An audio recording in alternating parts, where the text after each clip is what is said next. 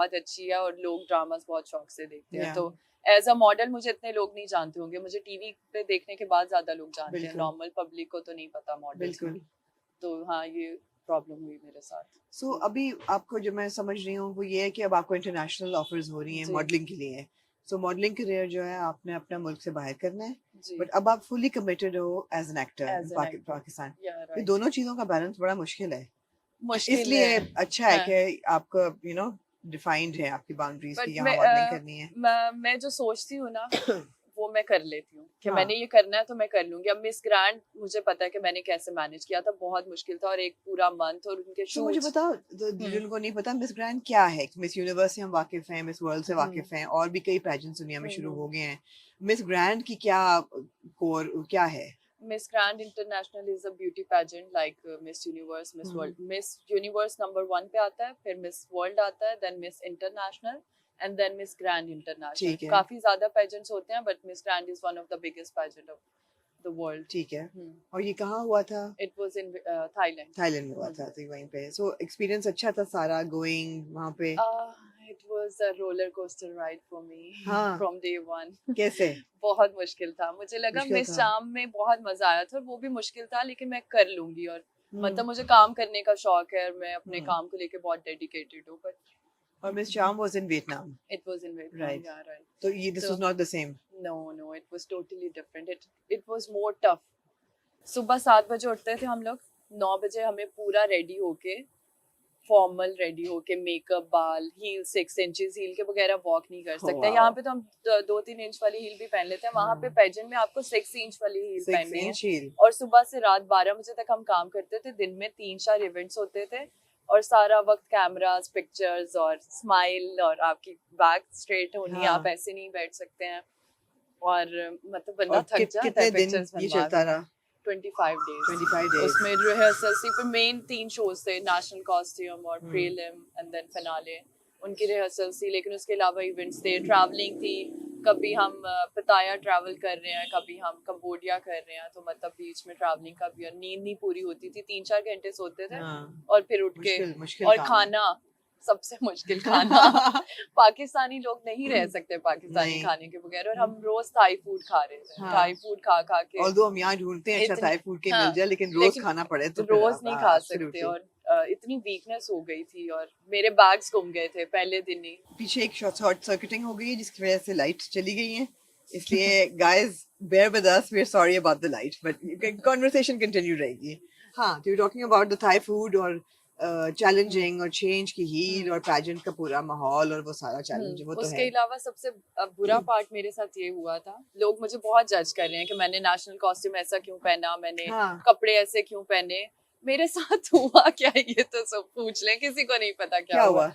मैं पहले दिन जब एयरपोर्ट पे जा रही थी, तो मेरे पास 6 बैग्स थे, मैं यहाँ से सब कपड़े वगैरह चीजें लेके जा रहे थे ठीक है। National costume. उन्होंने एयरपोर्ट पे अलाउ नहीं किया, 5,50,000 एक्स्ट्रा लगेज का बिल था, और ओह मैंने वाओ। उनको बोला कि मुझे डिस्काउंट दें, और ये वो खैर नहीं हुआ, और मैंने कहा ये बहुत ज्यादा है, मतलब अब बैग्स के लिए इतना ज्यादा पे करूं। हाँ, तो उन्होंने कहा आप कार्गो करवा दें, 3 बैग्स वापस भेजे, 3 बैग्स मैं लेके गई। जो 3 बैग्स लेके गई, वो कंबोडिया की हमारी कनेक्टिंग फ्लाइट थी थाई एयर से, 1 आवर का डिफरेंस था, तो मैं फ्लाइट में चली गई हूँ, मेरे बैग्स नहीं आए फ्लाइट ओह में। तो गॉड। जिस दिन मैं पहुंची हूँ शो पे, पहले दिन मेरे हाँ, पास कुछ नहीं था पहनने के लिए, और मैं सोच रही हूँ अब मैं क्या करूँ। तो फिर मैंने उनको, टीम को बताया, उन्होंने मुझे ड्रेस अरेंज करके दिया, मेरी रूममेट ने मुझे हील्स दी, मुझे ज्वेलरी दी। मैंने पहला दिन गुजारा, नेक्स्ट डे मेरे वो बैग्स मुझे 2 मिले, लेकिन फिर मेरी बहन ने मुझे कार्गो करवाए थे बाकी बैग्स, और वो 4 दिन बाद कंबोडिया आने थे, और हमने कंबोडिया ही रुकना था, लेकिन हम अचानक बैंकॉक चले गए।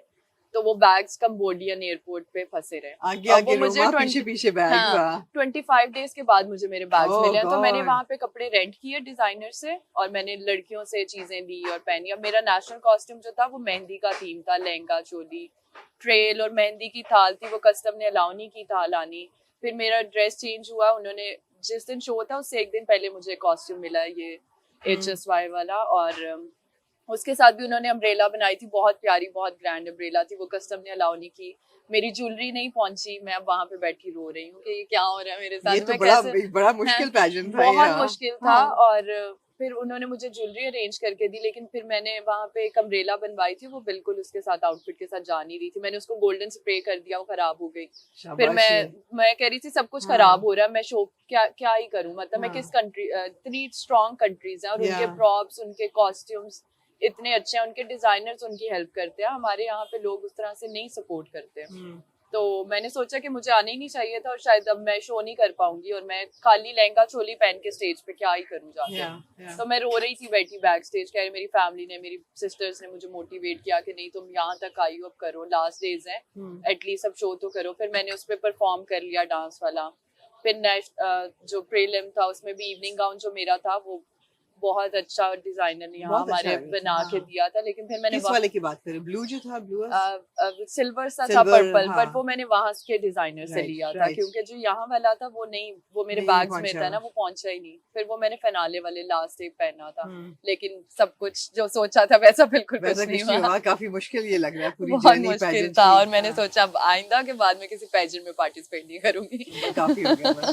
लेकिन जो पर्पस था, क्या वो मतलब एक मॉडल के ज़हन में क्या होता है, पैजेंट क्या रिकग्निशन इंटरनेशनल है ना, यही होता है ना, इंटरनेशनल प्लेटफॉर्म पे पार्टिसिपेट करना ही बहुत बड़ी बात है। हाँ 75 कंटेस्टेंट थी टोटल, 75 कंट्रीज, और मतलब बहुत स्ट्रॉन्ग होते हैं। और वहाँ के दूसरी कंट्रीज में कॉन्सेप्ट है पेजेंट का, वहाँ पे नेशनली पेजेंट होता है पहले, और फिर आप इंटरनेशनली, वहाँ पे जो विनर होती है नेशनली वो इंटरनेशनल जाती है, यहाँ पे कॉन्सेप्ट नहीं है। तो लेकिन मुझे इंटरनेशनली कुछ करने का शौक है कि मैं इंटरनेशनली कुछ प्लेटफॉर्म पे जाऊं, मैं पेरिस फैशन वीक करूं, ये वो। तो मुझे पता था कि मैं इसके बाद मुझे अपॉर्चुनिटीज मिलेंगी, और मिली और मुझे बहुत अच्छी अपॉर्चुनिटीज मिल रही हैं। मतलब तो मैं ऑफर्स आ रही हैं मॉडलिंग वगैरह की, तो इंशाल्लाह कुछ अच्छा जरूर करूंगी। अच्छा जरूर करोगी।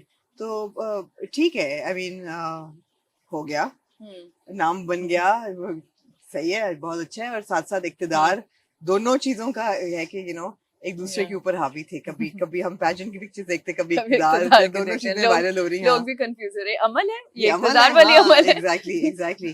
तो इक्तदार कैसे मिला? बिकॉज़ अब इक्तदार बहुत बड़ा हो गया एकदम, इट्स डूइंग वेरी वेल। ये how did you get this project? Okay, so I've done a last project with Fahim Burney, वो ग्रीन के लिए था, तो इस प्रोजेक्ट के लिए भी उन्होंने ही मुझे रिकमेंड किया था। लास्ट वाला कौन सा था प्रोजेक्ट? लास्ट वाला था इमरान अब्बास और सादिया खान का एक ड्रामा आ रहा है, मुझे उसका नाम भूल गया, उसमें मेरा सपोर्टिंग रोल था, और वो डिफरेंट कैरेक्टर था, उसमें बिल्कुल चुटिया और सिंपल शलवार कमीज वाली लड़की। इस प्रोजेक्ट के लिए इन्होंने मुझे इस तरह से फाइनल किया कि इनको मॉडर्न और रिच लड़की चाहिए नाम ही नहीं याद ड्रामे का, और मुझे पता है किस ड्रामे की बात कर रहे हो, बिकॉज़ हमने भी देखना शुरू किया था। I can't remember. टीजर्स बड़े थे, लाल साड़ी पहन के सादिया जो है वो, एग्जैक्टली यही वाला ड्रामा, मुझे नाम भूल गया। मुझे कोई ब्लेम नहीं कर सकता कि आमना आपको नाम नहीं पता, रोमा को खुद नहीं अपने ड्रामे का नाम पता, बिल्कुल सही है, ठीक है। मुझे इक्तदार का नाम याद है। इक्तदार में मुझे ऐसे मिला कि इनको लुक्स ऐसी चाहिए थी कि लड़की बहुत प्यारी और रिच फैमिली से, और कपड़े बहुत अच्छे पहन रही है, मॉडर्न, तो उनको लगा कि मैं उस कैरेक्टर में अच्छी लगूंगी। बिल्कुल सही है, इस तरह से लग रही हो बहुत अच्छी, एग्जैक्टली, थैंक यू, एब्सोल्युटली। अच्छा, मजे का है। तो गुड एक्सपीरियंस। खत्म हो गया शूट के भी चल रहा है? We are still shooting. You are still shooting. तो ये बात पक्की है कि you want to act now? या आई तो वांट टू आगे बी एन एक्ट्रेस। पाइपलाइन में क्या है? अभी मैं एक और ग्रीन के लिए प्रोजेक्ट कर रही हूँ मिकाल जुल्फकार के साथ, और एक दो और प्रोजेक्ट्स हैं, 2 फिल्म्स के ऑफर्स हैं, तो वो भी मैं देख रही हूँ, स्क्रिप्ट देख के फाइनल करूंगी। जी, तो यही प्लान है अभी, एक्टिंग में कुछ। That's good. You're on the track जो आप चाहते थे हमेशा, और बड़ी अच्छी चीज है। मॉडलिंग चलेगी साथ साथ? मॉडलिंग नहीं, अब मैं एज अ मॉडल काम नहीं करूंगी, इंटरनेशनली कर सकती हूँ, लेकिन पाकिस्तान में अब मैं एज एन एक्ट्रेस ही करूंगी। एक्टिंग में क्या चैलेंजेस हैं आजकल, खासतौर पे मॉडल्स जो आती हैं एक्टिंग में, उनके लिए इज इट आसान है काम करना या मुश्किल है ज्यादा? एक्टिंग लोगों को जितना लगता है आसान, उतनी आसान है नहीं, मुश्किल है, और अब सीखना पड़ता है आपको। मगर ये नहीं मैं पूछती कि एक्टिंग आसान है मुश्किल, मतलब लोगों का परसेप्शन क्या होता है? मॉडल्स को वेलकम करते हैं ज्यादा या उनको सीरियसली नहीं लेते बिल्कुल? शुरू में तो सबको यही लगता है कि मॉडल्स जो है